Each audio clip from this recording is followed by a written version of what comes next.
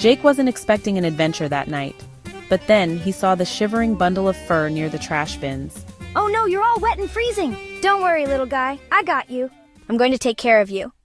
Jake knew one thing: his parents would not approve of a surprise guest. But a hero never backs down.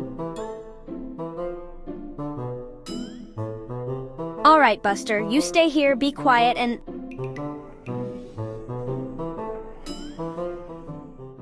This might be harder than I thought.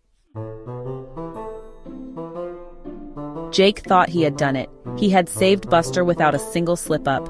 But Jake's snoring like a wild hog kept increasing in intensity. And then it happened. Whimper, whimper. Jake, do you hear that?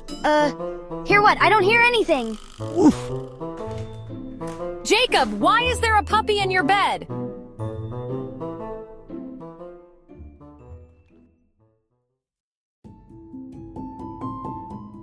Jake knew what was coming, the parental showdown.